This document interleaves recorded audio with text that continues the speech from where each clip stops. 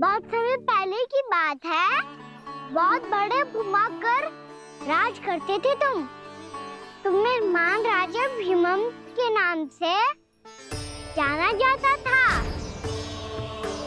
सब कुछ था तुम्हारे पास, पर शांति नहीं थी। इसीलिए शांति की खोज में अपना संपूर्ण राज अपने पुत्रों को सौंप कर हिमालय पर्वत की ओर चल दिए।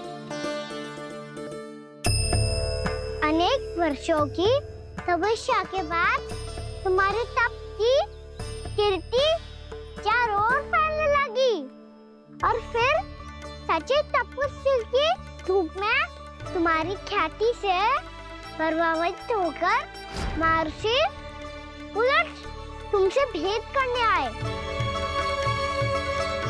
राजा भीमरथ, आपने ईश्वर की प्राप्ति के लिए सब कुछ छोड़ दिया, पर अपना अभिमान नहीं छोड़ पाए। इसीलिए मेरे आगमन पर सम्मान के साथ खड़ा होना तो दूर, मेरा अभिवादन भी नहीं किया। अभिमान तपस्वी का गुण नहीं होता है राजन, अभिमान राक्षसी गुण है। इसलिए मैं आपको श्राप देता हूँ कि आप अगले जन्म में एक राक्षस के रूप में जन्म लेंगे, एक राक्षस के रूप में जन्म लेंगे। मुझे क्षमा कर दीजिए महर्षि, मैंने जानबूझकर आपका अपमान नहीं किया है। मैं तो यहाँ पर शांति की खोज में आया था। अपने भीतर के संसार में गहरे सोच विचार में डूबा हुआ था मैं। मुझे क्षमा कर दीजिए महर्षि, मुझे क्षमा कर दीजिए। अपनी भूल का आभास प्रायश्चित की ओर पहला पग होता है। मैं अपना श्राप तो वापस नहीं ले सकता, परंतु आपको एक वचन अवश्य दे सकता हूँ। जब भी प्रभु नारायण का अवतार होगा, आपको उचित समय पे वो वरदान देंगे जिसकी आप लंबे समय से प्रतीक्षा कर रहे हैं।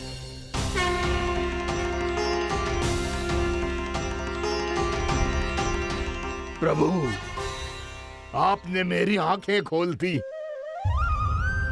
अब मुझे पता चल गया है कि आप कौन हैं और मैं कौन हूँ। इसलिए आप मुझ पर कृपा करके अपने चरणों में स्थान दे दीजिए। मुझे वो शांति प्रदान कीजिए जिसकी खोज में मैं वर्षों से भटक रहा हूँ। शांति तो मोक्ष में ही है, इसीलिए मैं तुम्हें मोक्ष का वरदान देता हूँ।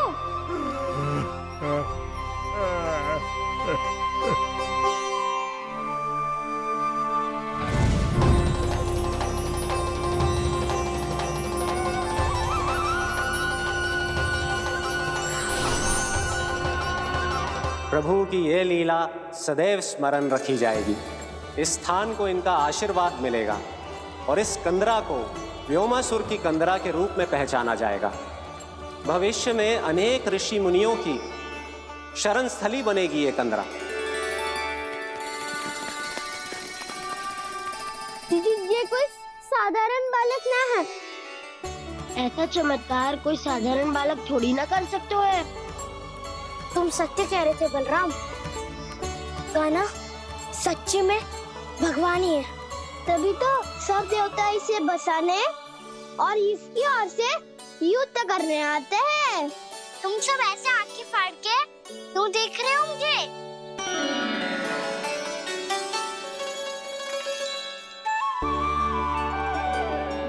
बलराम, तुम बलवान हो और कान्हा भगवान है।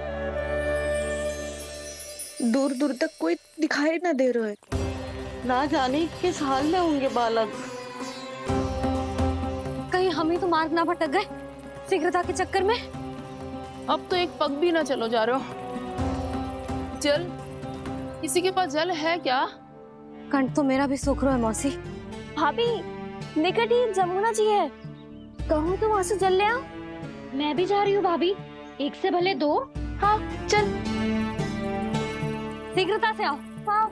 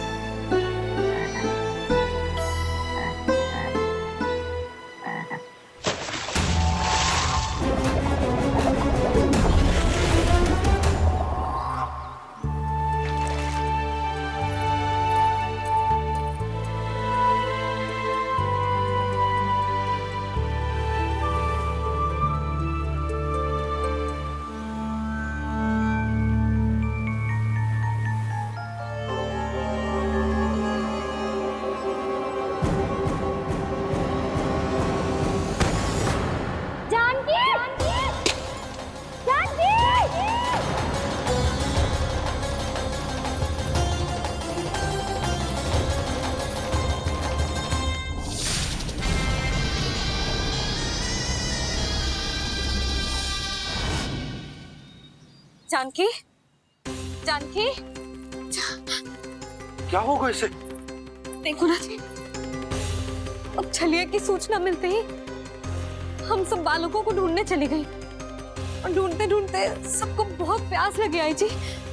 तो जानकी जमुना जी की नदी से जल लेने गई और उसने जमुना जी का पानी पिया और उसकी जेदशा हो गई। बालक कहाँ है? वो ठीक तो है ना? ऊपर से सब ठीक है, पर भीतर से बहुत भयभीत है सब। जानकी तो बिल्कुल नीली पड़ गया है। लग तो है विष फैल गया है इसको पूरे तन में। मथुरा के सौ से विदेश जी को बुलाए गए हैं उसके उपचार के लिए। जैसे ही इसने जल को मुंह से लगाया, ये गिर पड़ी। चटपटाने का अवसर भी ना मिलो। हाँ वैद्य जी, और निकटी मृत पशु भी पड़े हुए थे। हाँ, मैंने भी अस्थियां देखी थी। इसका तो यही अर्थ हो सकता है कि समस्या वहाँ के जल में ही हो। वैद्य जी, आप रोगी की नाड़ी पे ध्यान दो ना। जे गोपिया क्या कह रही है उसे सुनने की आवश्यकता ना है। जब तक विष के कारण का पता नहीं चल जाता, हम उपचार कैसे कर सकते हैं रानी जी? जी, वो निकट ही यमुना जी में एक विशेष क्षेत्र है। ये सब उसी के जल की बात कर रहे हैं। तब तो ऐसा भी हो सकता है कि किसी विषैले सर्प के काटने का प्रभाव हो। पर सर्प के काटने का चिन्ह ना है उसके तन पे। सर्प जब काटता है तब उसके दांत के चिन्ह बन जाते हैं। मुझे पता है, बड़े बड़े सर्प को काटते हुए देखो है मैंने। एक दिन अब बस कर उज्जवल, ये बड़ी बड़ी हाँकने का समय ना है। पर यदि सर्प ने ना काटा है, फिर जानकी की ये दशा किसने की? अवश्य किसी राक्षस ने की होगी। नाना, कोई विषैला पशु भी तो हो सकता है। यह अवश्य किसी महाविषैले सर्प के विष से हुआ है। सर्प ने भले ना काटा हो, लेकिन ये अवश्य ही किसी महाविषैले सर्प के विष के कारण हुआ है। कालिया नाग। कालिया नाग?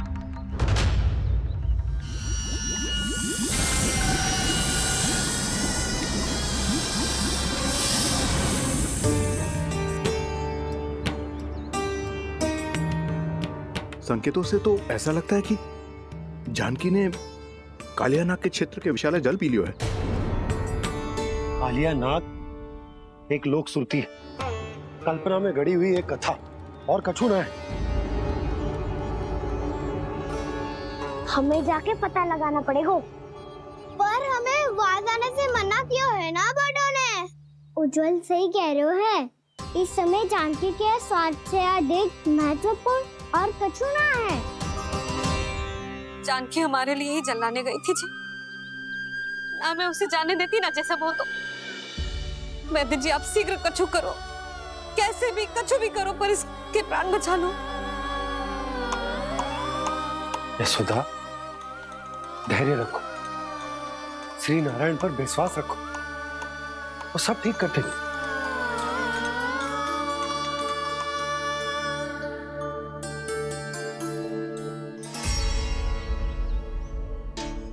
विष की काट की मेरे पास जितनी जड़ी बूटी थी, मैंने सब अर्क बना के पिला दी, पर इसकी दशा में अभी तक कोई सुधार नहीं दिख रहा है।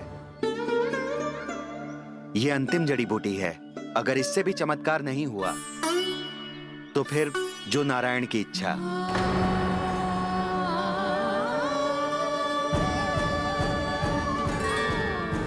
पर कोई तो उपाय होगा जानकी को बचाने का। कान्हा, यदि तुझे किसी औषधि के बारे में पता है, हमें बता दे, हम जाके ले आएंगे।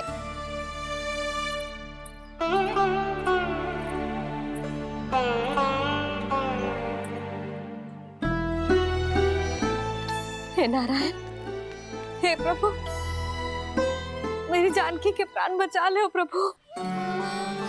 या तो मैं अपने आप को कभी क्षमा न कर पाऊंगी।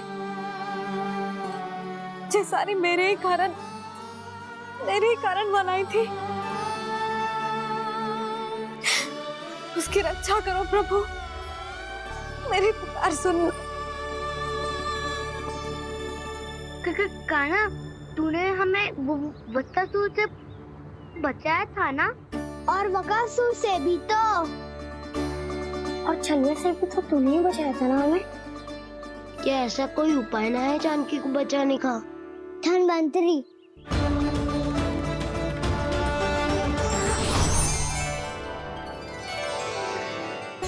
मैं आ गया हूं प्रभु, चिंता मत कीजिए, आपके आदेश का पालन अवश्य होगा। यशोदा मैया,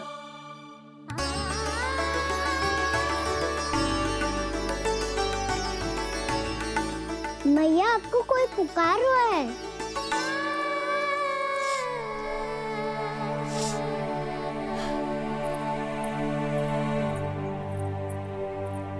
चिंता मत करो मैया, अब धनवंतरी जी आ गए हैं, वो सब संभाल लेंगे। धनवंतरी जी कौन है? जिन्होंने संसार का आयुर्वेद दिया, आरोग्य के देवता, वे श्री नारायण के अवतार।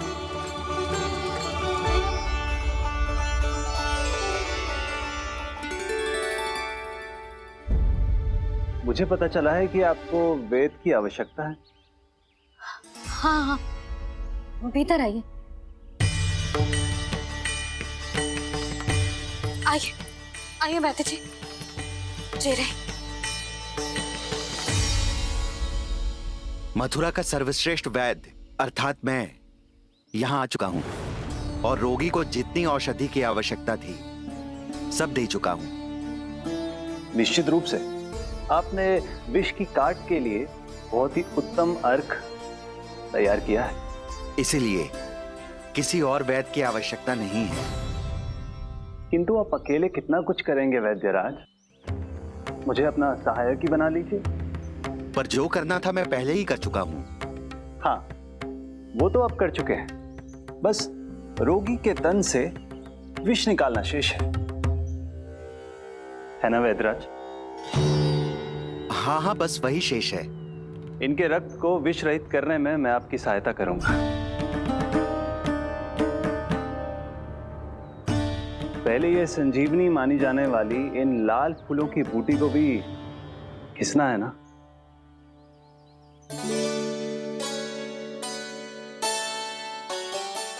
हाँ हाँ, तुम सही कह रहे हो, इसे अच्छे से घिसो।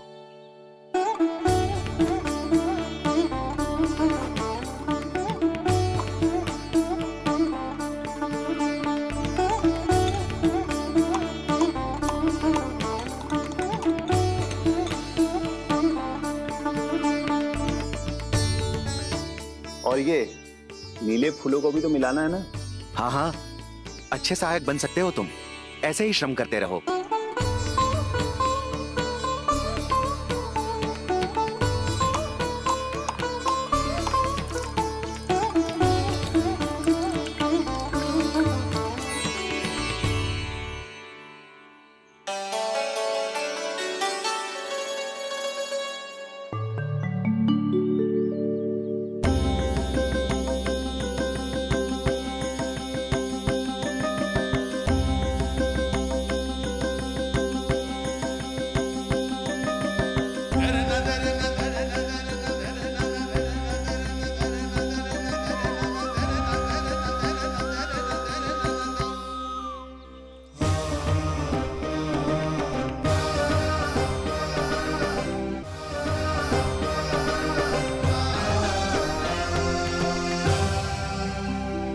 जानकी स्वस्थ हो जाएगी ना धनवंतरी जी?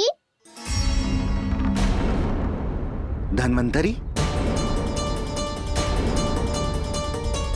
प्रभु, अब मैं क्या करूं? आपने तो स्वयं ही मेरी पहचान उजागर कर दी। जी क्या करो कान्हा? आप सब ऐसे क्यों देख रहे हो? मैया कहती है ना, सभी वैद्य धनवंतरी जी का ही रूप होते हैं। वाह कृष्णा, चतुर तो हो तुम। वैसे वास्तविक धन्वंतरी मैं हूँ, मेरा अर्थ है वास्तविक वैद्य मैं हूँ। ये तो मेरा सहायक है, मुझे पूरा विश्वास है बिल्कुल ठीक हो जाएगी। वैसे ही थोड़े ना मुझे मथुरा का सर्वश्रेष्ठ वैद्य कहते हैं लोग।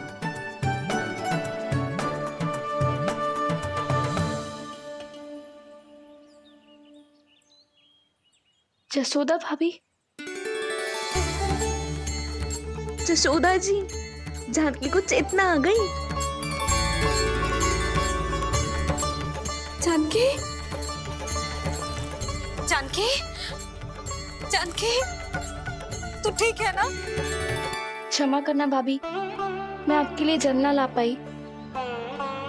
बस बहुत भूख लगी है। मैं अभी कछु लाती हूँ। जानकी, माखन खाओगी?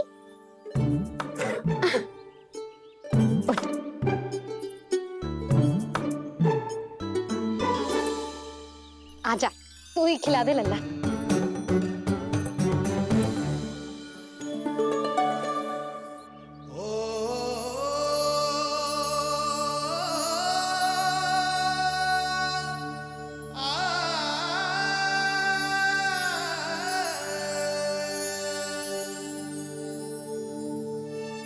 तुम सब मेरे लल्ला को माखन चोर कहती हो ना? आज देखो, अपना ही माखन जानकी को खिला रहे है।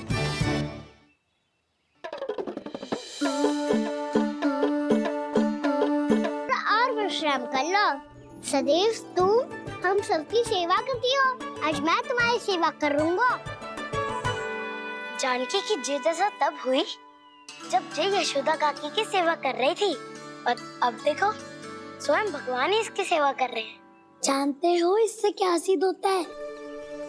जो भी यशोदा मैया की पूजा करेगा, अर्थात अपने माता पिता की सेवा करेगा, उनके साथ सम्मान से व्यवहार करेगा, ईश्वर स्वयं उसका ध्यान रखेंगे। कभी धन्वंतरी के रूप में तो कभी स्वयं कान्हा के रूप में। भक्त और भगवान का देखो कैसा ये अनुराग, स्वयं करे सेवा प्रभु, अद्भुत गोपी का भाग्य। प्रभु इन सब पृथ्वीवासियों से कितना घुल मिल गए हैं। ना तो ये प्रभु को भगवान मानते हैं और ना ही प्रभु अपने आप को इनसे सर्वश्रेष्ठ समझते हैं। अपने आचरण से ये सिद्ध कर रहे हैं कि ये सभी में हैं और सभी इनका ही अंश है।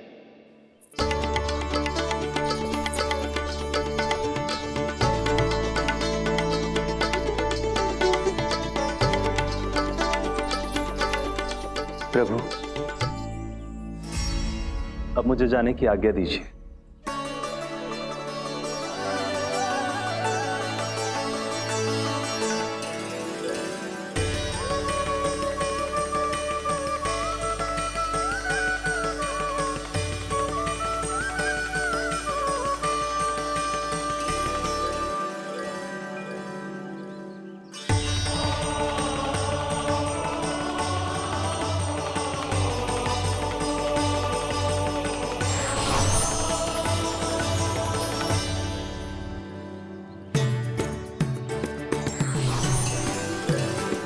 कान्हा ने तो सच्ची में धन्वंतरी जी को बुला लिया था।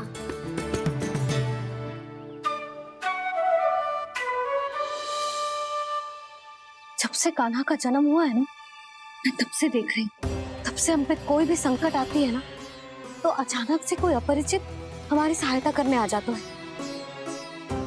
और जाते समय कान्हा की आज्ञा लेके जाते है, और कभी कभी तो इसे प्रभु बोल के जाते है। बाबा संभालो,